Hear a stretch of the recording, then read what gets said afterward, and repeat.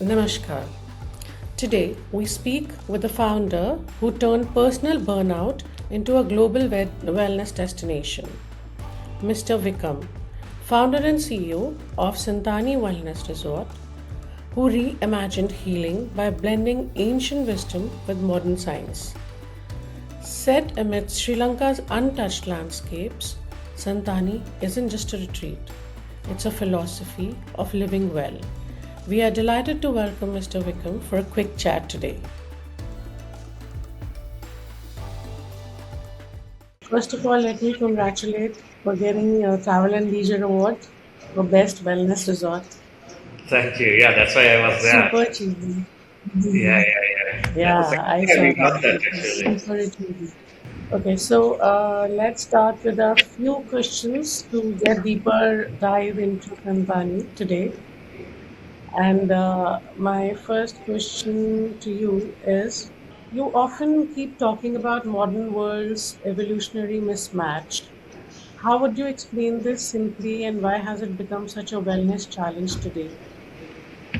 All right. So that's like the premise of Santani. I mean, that's why Santani is there. So that's, I think, a great question to start with. To simplify it, what I would say is, when we talk of evolution, right? We always talk of survival of the fittest. That's the Darwinian theory of evolution. Now, why is it the fittest? Why not the prettiest or something else? I mean, some people get by being pretty, but that's not the case for most people. Most people in evolutionary theory, we talk of survival of the fittest, because what you had to do to survive is to find food and find protection. Because if you don't have these two, you're dead. And if you're dead, there's no procreation, and you stop in that evolutionary process. So, to find food and protection for millions and billions of years for all animals has been the ability to kill and run away. You kill an animal to find food, and you run away from an animal to protect Hmm. yourself. So, to do both of these, you have to be physically fit, right? But today, you don't go True. after this interview to find some animal to kill for your food, right? You're not running away from any animal to protect yourself. So today, that whole idea of physically being fit is quite irrelevant. We don't use our body to find food and protection. What we do is use our mind to make money by working, like what you're doing and what I'm doing, which is all using our mind, right? And then make money, and money Yes. buys us food and protection. So today, this is what's working from the essence of a living being, which is survival and procreation and moving up on the evolutionary ladder. What's being used is this: the mind, I mean, what you call even the heart, not the physical heart. What you're saying, like the empathy, the cognitive system. But if you look at every healthcare aspect in this world, modern healthcare, including wellness, like 99% of the wellness, they still focus on the body, the physical body, right? And that's a fact. You go to any healthcare practitioner and just say, I want to be healthy.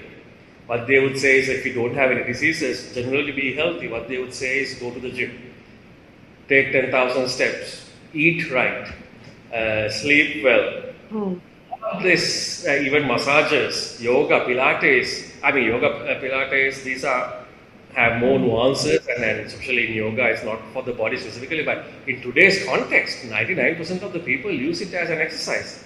All the things like eating well, going to the gym 10,000 steps, they are all for the body.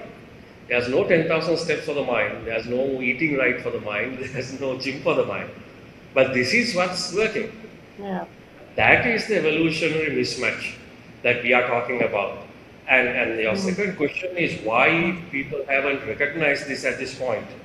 I think that's just a pure economic and greed situation, because suddenly stress came about in the last 30 years where this process of the evolutionary mismatch got kind of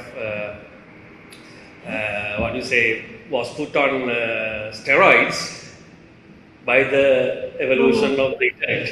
With the internet coming, the demands on the mind, while it was already overworked and undertaken care of, The demand skyrocketed because of the internet, because we consume all the Yeah, and information this from the internet. mismatch is actually yeah, and this mismatch is actually affecting Gen Z, millennials, all old people, everyone. Exactly. So So they can't figure out that. this is the only common driver of modern stress. Because stress before this last 30 Hmm. years was situational. We got stressed about things that we struggle to do. And that's primary reason is like when you and I were growing up, we didn't have that information overload coming to us until we were about 25, 30, because we were kind of pre-internet. Hmm. But if you look at anyone who's today that's 30 years old, they grew up with this internet. They had the information overload starting on them from day one. So by the time they reach like 2025, they are already overloaded. They are already kind of on the edge. And then when life situations happen, they can't deal with it. So we see a lot of guests coming to Santani in their 30s, early 30s. And if you run the blood report on them, it's perfect. Their body composition, their parameters in the blood reports are all perfect, because generally a blood report goes off with aging. But these people are suicidal. They are struggling. They are taking medication for depression. They can't sleep. And we never had that kind of thing when we were growing up. So that's what I'm seeing, the stress, and because of that stress setting up much earlier in their lives, because stress obviously have a ripple effect on other health issues as well. So what we are seeing is like other chronic conditions are actually coming much earlier in our lives, in the young people's lives, Yes, compared to yes. us. Yeah. But it's truly it's happening like that. Even forget about 25-year-old nowadays. Like I have small nieces. They are age of 4 years right now, and whenever I meet them, they're all the time on their iPads. Yeah, So yeah, that a child who's already on iPad at the age of 3 and 4, by the time they go into teens, they definitely don't know how to deal with their stress levels and how to deal with the situation basically, which causes stress levels, exactly. which It's both. arises that condition. Yeah, it's both So, ways. so basically, the problem starts with teenage itself. So, Problem starts with day one today, because I know like a lot of us, even for a 6 months old kid, you might just give an iPad these days and have the yeah. nursery rhymes running on the iPad rather than you singing the nursery rhymes to them. Thinking that, yeah, yeah, Yeah, and so which actually the parents and none of us are actually careful on that because we don't feel that there is something bad about it. no, But actually, the result is offset. The result is that it is super bad for the child, which we it don't is. understand. The all stress is related to internet, whatever they're seeing on the net. It's all in their head and it's muggled up, so they That's are not exactly able to the last actually part of the deal with. evolution mismatch. Yeah, This is totally over burdened, and over, that yeah. burden of the young generation starts from day one. But again, the misalignment of the whole wellness industry is that we still haven't done much on the cognitive side of things, cognitive health, which is most Hmm. emotional and mental both. When I say Hmm. cognitive, but we are still focusing on the body, like this whole idea of health span and longevity, which are just another extension of Hmm. anti-aging. These are all primarily speaking to the physical body, not the Yeah. cognitive body, and that is something we really need to change, and that's what Santani is about. So Santani is known for avoiding quick fixes. Can you explain your idea on adaptive wellness and why treating the root cause matters most than treating the symptoms? Yeah, I think that's a no-brainer. The last part, for any Hmm. solution to be optimal, effective, you need to address the root cause, not the symptom, and that's one of the basic parameters of healthcare, which it has a historical connotation, because if you look at the last 300, 400 years, the biggest problem we had is not mental health or chronic diseases. If you go back 300 years, our life expectancy was maybe about 40, 45 years. Yeah. And we talk of the plagues, which is communicable diseases, bacteria and virus-based diseases. Right? So and for those issues, which was the basic need, healthcare need at that time, those things don't stem for long periods. You somehow come to contact with one of these pathogens, and then symptoms come, and then only you know, okay, something has gone wrong. So, Right? when a client comes to Santani, how do you personalize each journey for each client? What is the Yeah. way it goes? What's the flow chart? The flowchart is before they come, we send a questionnaire, we ask for their blood reports as well. And based on that, we gather a base case scenario for each person. Right? And then when they come to Santani, there is on-site consultation as well. And in that consultation, you ask even more about their lifestyle and the stresses that they are facing. If it's a lifestyle stress or if it's something like what I was saying, I couldn't understand what it was. And based on that, we create a path that is not only for the 7 days or 21 days that they stay at Santani. Right? Based on that assessment, it can be a 5-year path, it can be a 10-year path. Because what we are trying to address is the root cause.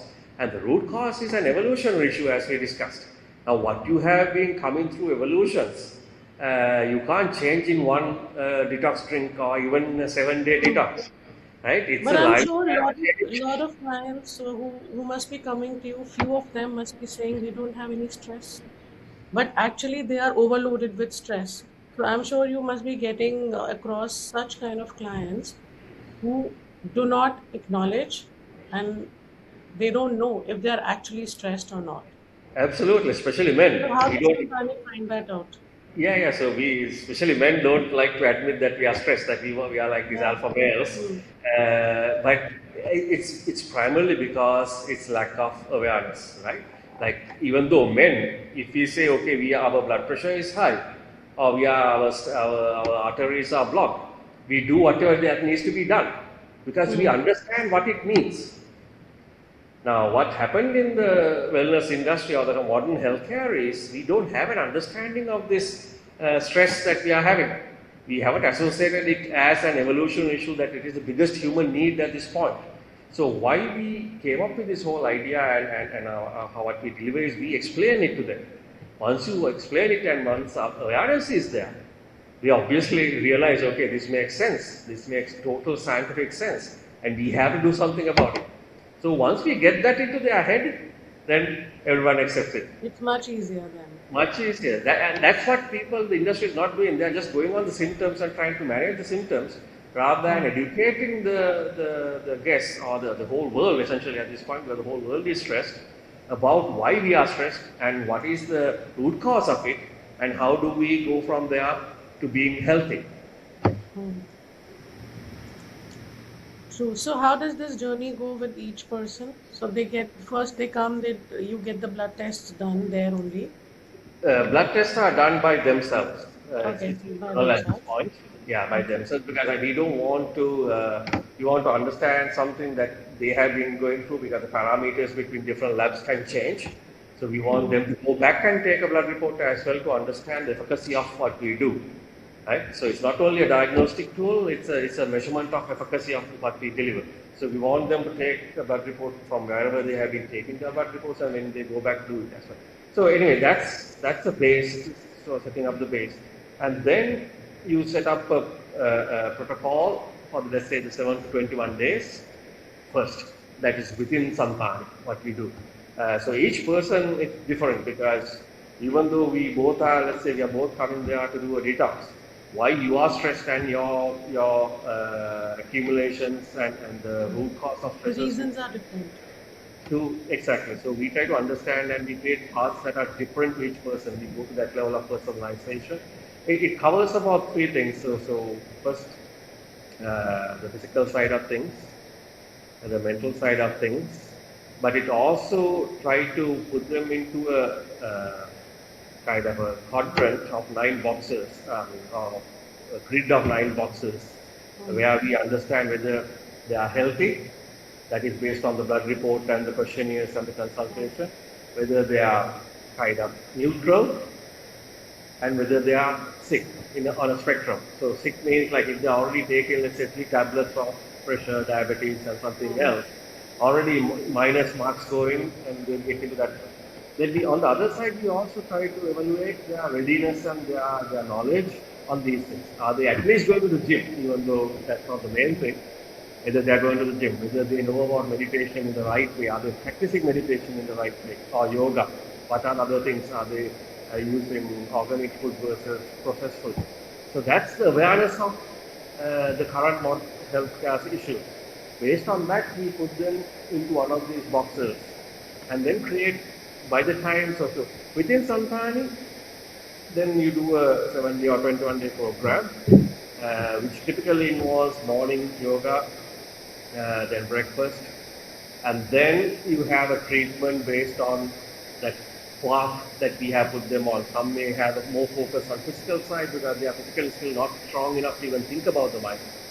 But if, let's say, a 30-year-old comes, they don't need detox necessarily, but they don't really need this help here. So then the focus is more on the mindful practices from meditation, yoga, and all of that. And then you will have lunch. You will have a guided walk as well in the afternoon or in the morning, depending on the schedule. And then again, you have evening yoga and meditation at 4:30. And then you have a little bit of free time and dinner and sleep.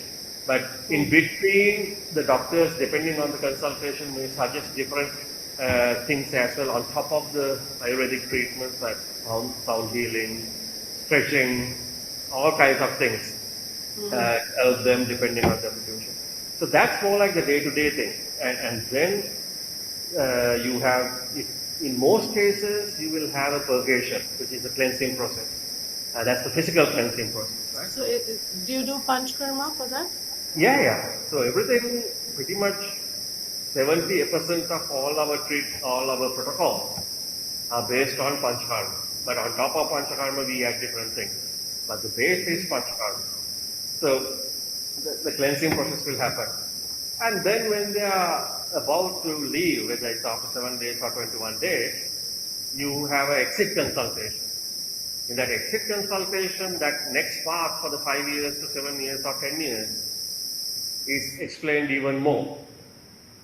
And they are given a certain set of things that they can do by themselves. They have a chance of calling back and having a chat with our doctors. Now we are actually expanding the system of the scoring into a digital app as well. At this point, it's not in the app form, but it's more on the desktop where the doctors do it. Into an app where then the guest can take it back with them. And everything will be recorded. It will have a face scan. I think you tried it out as well. So that they can measure actually qualitatively on a day-to-day basis. I mean, you don't have to do day-to-day basis, but at least weekly basis to understand. I mean, once you have that weekly kind of data for over 3 months, you get a really good understanding of your base and which way you are trending. So 3 months, the follow-up keeps happening, right? From your side as well and client side as well. For at least 3 months. From the client side, they can call us anytime. Right? But from our side, we have at this point one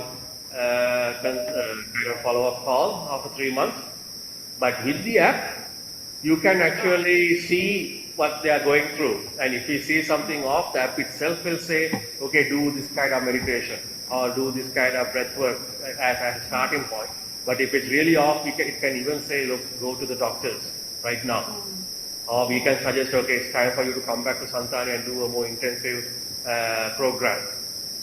So that's how we create the path and the journey. There are different levels of programs you have. Absolutely. So it starts again, as I said, mentally is the most important thing, but if you're physically not fit, which is also the most, not fit, I mean, physically not healthy, if you already have, let's say, other conditions like diabetes and all that stuff, it's very difficult for you to focus on the mind, enhancing the mind. So what we normally do is in the first 3-4 years, because it can take 3-4 years to really get to that physical condition that we want, is focus on detoxing and panchakarma. and along the way start introducing the toolkit for the mind, the cognitive side of things. But then over 2-3 years, it will flip where we focus more on the mindfulness side, because now the body has come to a status, the right standards, and then from there onwards it's about maintaining that body in the health side of things, physical health, and elevating the mind. So the idea is you go to that top box where you are aware about everything and you have a superb lifestyle, and also you're healthy, completely Health is healthy from fine. mind, body point of view. Yeah. So some So people get the there in different 2 years, 3 years. Some people will take 10 years. Oh, okay. So Santani's design is often called as architecture of silence. So that is what I feel it's different from other wellness resorts. So you're focusing on a lot of silence. So how intentional was this, and how do space and silence contribute to the healing? I mean, what do you think about it? Yeah, so it is 100% intentional. That's why we came up with that. A lot of people, I still remember even some of my employees were saying, like, how can we sell this? There's nothing here. Right? I mean, and I said that's the whole point. Because luxury in the first place is a factor of being less or rare. Right? Hmm. If everyone has diamonds, no one will care about diamonds, it will become another stone. But we value diamonds because only few people can Yeah. have it. Yeah. It's rare. So in that context, what is rarest for us today is peace of mind. Right?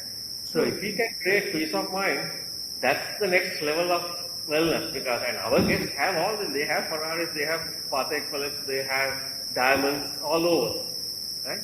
For them, what they don't have is peace of mind. So that's where it stems from. That's why it's so intentional. So silence is new luxury now, basically, in Yeah, wellness. it was not for us. We thought of this 10 years ago.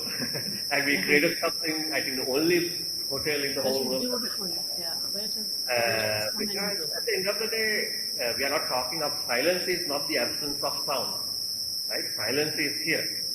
Yeah, So what, and that silence, calmness of mind.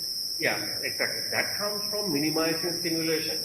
So as I said, the biggest stimulation today is this information overload. But apart from that, whatever we see, like what we normally call bling bling, always creates a thought process. Okay, what is this? What is this? Can I have this at home? Like even if you see a beautiful painting or a new chandelier or something like that, you start thinking, oh, this is beautiful. Like how can I get it? Can I have something like this at home? When the whole idea is to stop thinking and give this a rest, right? So when you come to Santani, you don't find any of that, but it's still beautifully designed, and it's like the epitome of less is more. And once you come there, you see the whole space rather than an object. So there's no objectification. The minute you objectify something, that means the mind is working. Yeah, true. But if you feel the space, mind is not working, you're feeling it. And that's how we created the whole architecture of silence at Santani, and it really works. People go into a silence even before they start any treatment. So as people start thinking beyond holidays now and towards lifespan, health span, how do you see wellness retreats like yours shaping the future of travel now?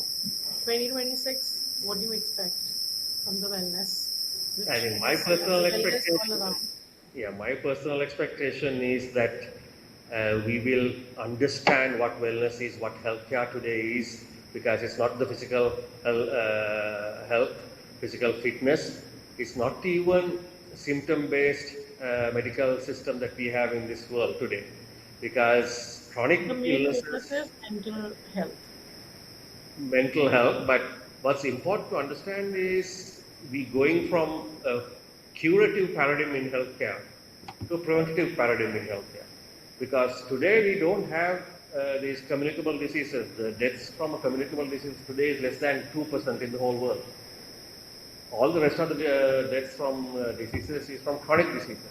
And chronic diseases are not symptom-based like a bacteria coming and infecting your system. It's a degenerative thing. So that degeneration starts at like 30, 35. But the symptoms come only at 50, 55.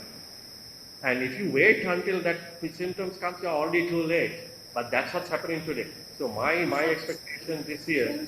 since we are talking about mental health, so there must be a lot of patients or a lot of clients. I shouldn't say patients, a lot of clients coming to you for neuro problems as well, because it's also related to mind.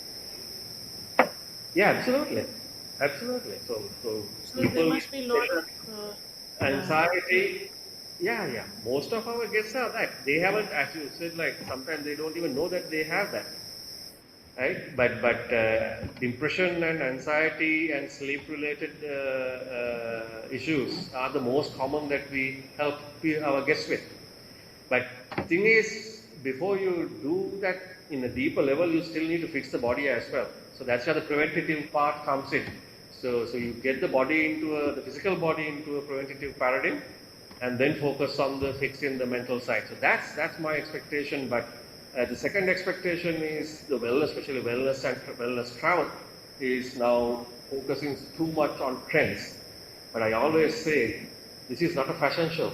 This is about our Hmm. health, right? You can't say, okay, I'll I try agree. this, and next year I'll try something else because that's Yeah, fashionable. I've tried one, I've tried second. Yeah, it's That not like doesn't that. work. Actually, I think lot of people don't get this concept that if they are going to one wellness place, they should, repeat that and get stuck to that so that it's cured. Whatever the problem is, mental or health wise or physical, it should be cured.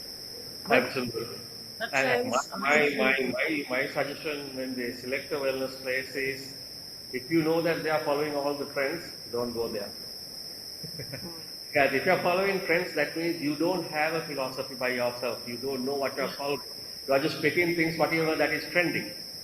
I mean, it can be Ayurvedic based, it can be medical wellness based, it can be this ayahuasca kind of ceremonial based. Doesn't matter. As long as that's what they are doing, and they have been doing it right for a long period, then it's okay. But what I really don't like in the wellness industry, in the wellness travel industry, is people who are just picking things from everywhere and calling it wellness, which means they don't know Yeah, what they're trying to solve. yeah, true. Yeah, Like a lot of people don't know what stress is, what exactly, stresses they have. Similarly, it's like the same. The trends exactly, are there and they're following the trends. exactly. But yeah, I would agree to you that they should follow one thing which can ultimately give them results. Yeah. Otherwise, it doesn't happen. No, no, no, it doesn't happen. Yeah, yeah. Perfect. So I think we've covered everything almost. And it was wonderful talking to you. And I hope that people listen to our podcast and get some ideas, gain some knowledge about their stress levels and mental health. Absolutely, and I wish them very well in the coming new year, and I hope they will understand what real wellness is and what Yes. the root cause of stress Root that cause we of have their today, stresses. and start from there. Perfect. Thank All you right, so much. Radhika. Thank you so much, Thank Radhika. you. Thanks for having Thank me. you for your time. Thank you so much. Thank you. Cheers. Bye.